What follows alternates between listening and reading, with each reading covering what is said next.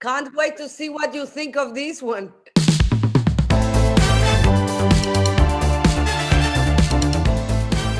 Bliss. Can you explain it to people beforehand, what it's about? Yes, but you have a choice because the audience kind of this can decide which movie to see. There's two versions of it, but it doesn't matter what you see. Don't worry, it's not an abstract film, beginning, middle, end. It works both ways.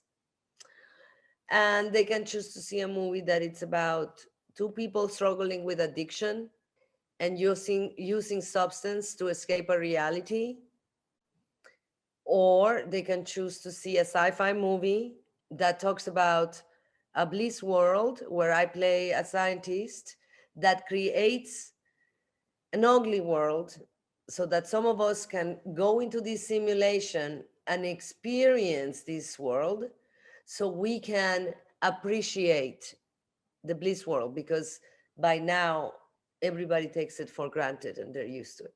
So, how did you get a hold of this script? The script comes to you, you read it. Were you told what it was about, or did they say, you know what, read the script first and go from there? No, I was a fan of Mike's work. And I got a call from my agent who said, Mike Cahill has a film and he wants you for the lead. And I go, I love him. They said, this director that did this in the movie. I said, oh, I know who he is. Are you kidding me? And he wants to talk to you. I got on the phone with him and he had Mexican passion. I know he's not Mexican, but he was so passionate. Have you talked to him I about the haven't film yet. yet? Not yet. Not yet. Mexican passion. And he started going on and on and on about all these geeky things. I didn't understand the half of them.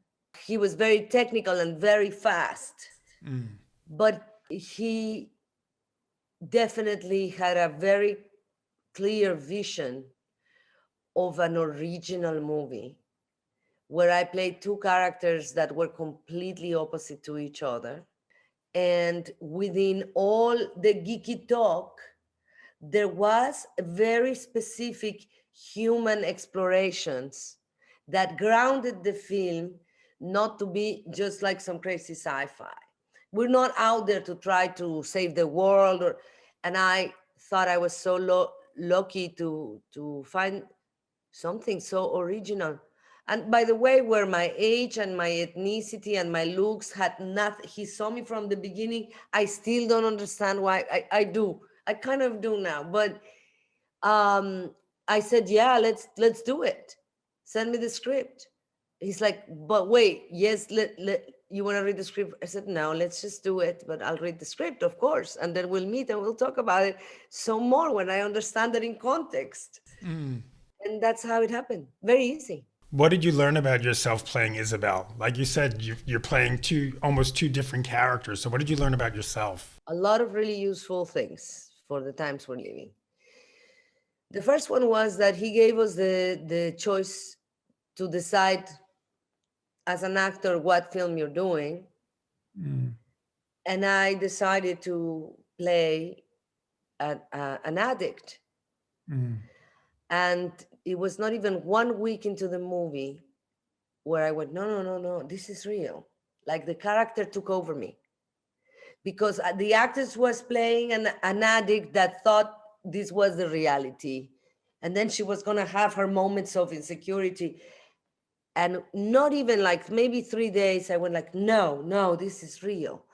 And all this, some of the technical stuff that Mike would, that I didn't understand became super clear to me. And I got into it. So I completely, from something that I didn't believe in, I completely changed, because I was always interested in quantum physics, but are we living into a simulation was not something that attracted me as much. And why does this help me? We come out, Corona hit, the world goes crazy. And now people, and I'm sure you have some that you thought you knew, start giving you theories about what's happening that you have no logic whatsoever in your brain. Like you think they're in drugs, in a cult, like you go to dinners and you're like, what? And before maybe I would have been judgmental. Now I'm not. And it's become really helpful because we are living without going into another dimension in so many different realities. And they are like with religions, that's what is real for who you're talking to. Mhm. And so I'm very open, I listen, I don't judge, and I understand. So it gives me a little bit less of anxiety. There's never been a time in history where we wonder, well, what's the truth? Even when we watch the news, Mhm. what is the truth? And it's depending who you're talking to. Another thing that was really helpful is the subject of appreciation. I finished the movie, we go into confinement, and everything has a different value. The dinners with your friends, you know, even getting dressed to do the interview, even doing 100 interviews, I get to talk to people. I get to see different people. Everything has a different appreciation. Mm. How much did you know about addiction to play the addict, and how much did you feel like you needed to know?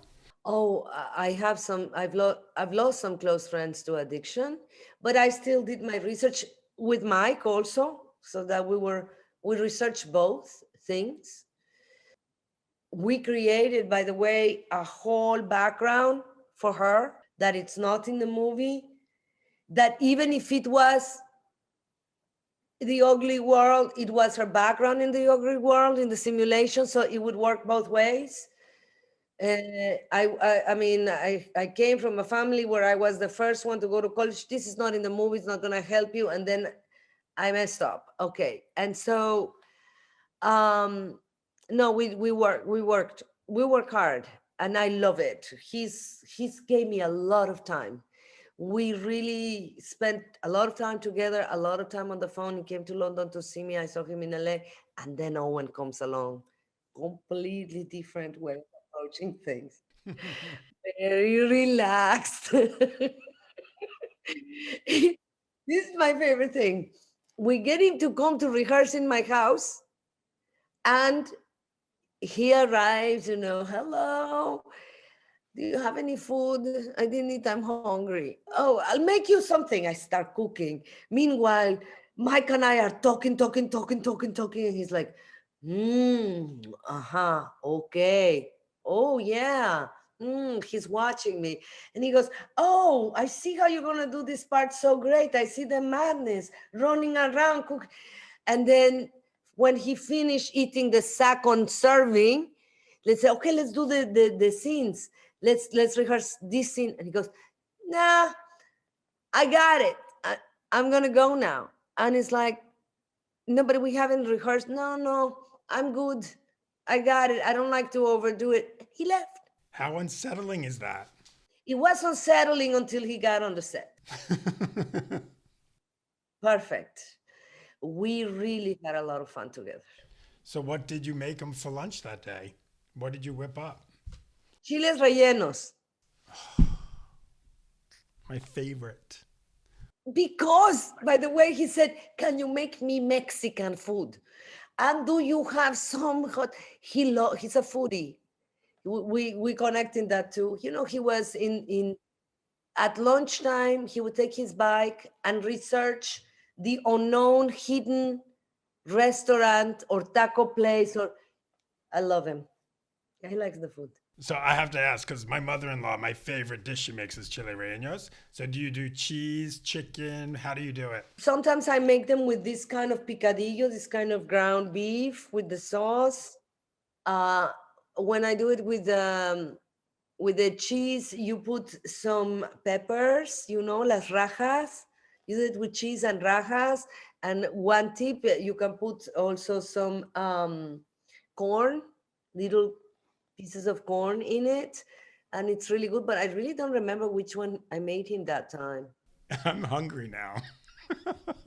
I had some tamales or something that somebody brought me, and I kept weeping things out. By the way, I remember it was with cheese because Mike is vegetarian, and he had some too.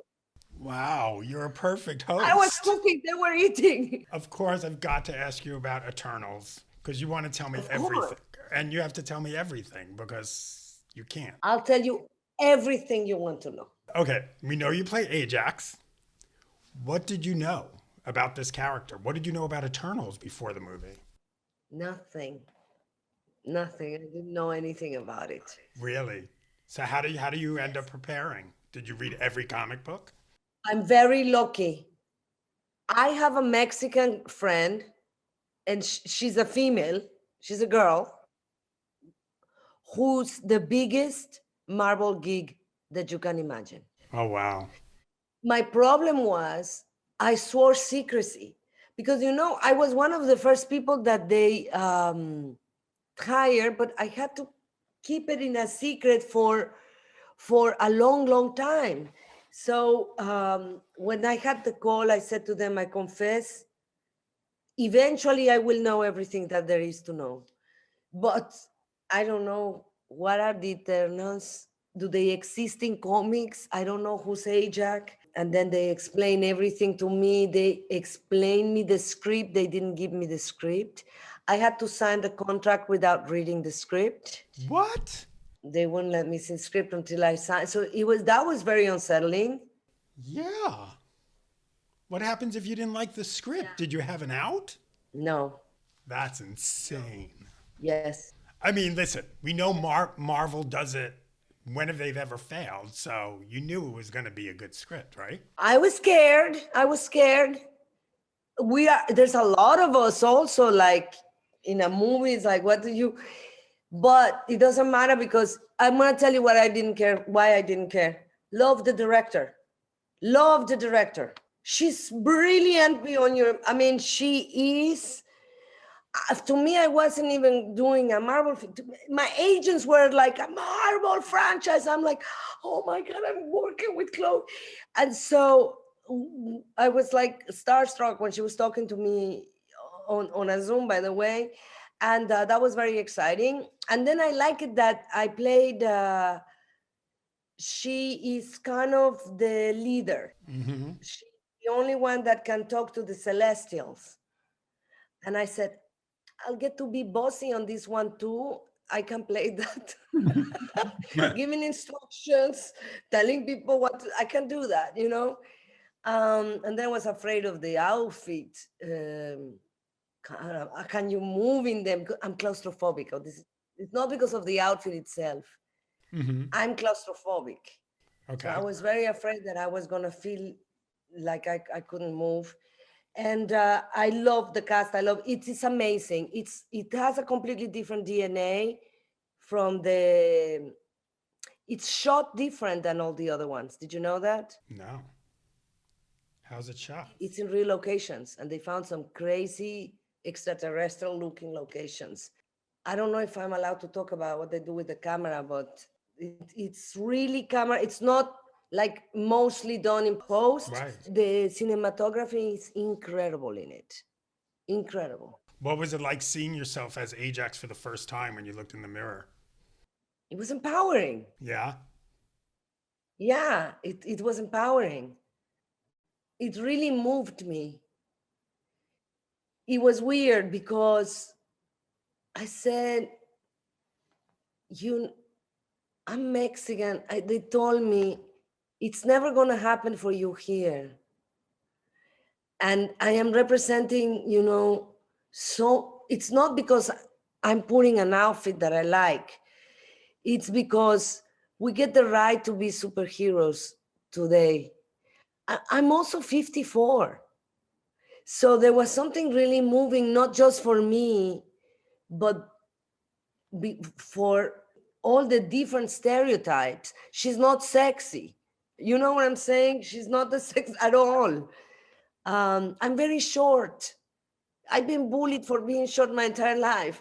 And all of the sudden it doesn't matter. You're a super Marvel, superhero in the Marvel universe. And It moved me. It moved me. It's an important step. It's, there are going to be, brown little boys and girls who are going to look up at that screen and say, I could be a superhero. And short middle-aged women of every color. Yes, it's even a larger category. But it's true. That's what you want. Short middle-aged mothers, where they suck against everything you say to your children. It's okay, it doesn't matter because I'm a superhero. Why not? No, it's extraordinary. It's also like this year I have this movie, didn't matter or any of my things we talked about. Then this one, then I also have The Hitman's Bodyguard, where in the first one I had 4 scenes, and now I'm the lead. I'm the action You're the lead title. You're the title. with, but it's like same, like equal. For the first time, I really with Sam Jackson and Ryan. I mean, not bad for no lady. First of all, you're not old because Wait a minute. I still did my stunts. I still did my stunts in both of them. what was the craziest stunt you did? Oh my God, we had some more. You have to bear with me because remember we shot this like a year ago. I do some cool stuff with the wires and things in Eternals. And I have a great fight in Hitman's Bodyguard. No cables, not just like good all. I take out like, I don't know, 4 or 5 guys. And it's just like compact, it's just like street fighting. It's a kind of like a long one. Yeah. Before we go, I have to get your thoughts. Trump is no longer in the White House. How are you feeling? I feel relief. And not relief. Not relief and not relief. I didn't think he would have made a great president. But when he won, I caught myself thinking, they'll see that. And then I said, stop right there. He's the president of the United States. And for the good of everybody in the United States, I will give the benefit of the doubt, but for real, and respect this man, and really I have to wish that he does a good job, because I caught myself being cynical. Right. But I don't think he did a good job because he lied a lot. He lied a lot, and he got away with a lot. And the corona situation, it's really bad. So I did give the benefit of the doubt. I'm sorry, when the president of the United States, when people are dying, says, drink the disinfectant to cure yourself, to me, I said, this is not something that anybody can justify in any way. The fact that he says things that he doesn't fact check before he says them. And that's for me a lack of respect in many ways. And so I don't think he did a good job. And therefore, I am glad that he's no longer our president. But I don't feel relief I lied. I am worried because I don't like our country to be separated. Yeah. And this is why it's important to find the breaches and not to judge and respect, but at the same time, demand respect. So it's a very complicated situation. And it gives me anguish because I don't want to win. Nobody wins if we don't somehow work together. It's that, to me, that's not a win. The win is that we have to work together. And this gives me anguish. Salma, I wish we could keep talking, but I have to wrap. But thank you. It's good seeing you on my computer. And hopefully the next time we see each other, it's in person. Do you know when was the last time I saw somebody with a bow tie? I mean, I think the Oscars last year. Do you know how refreshing it is for me? Thank you so much.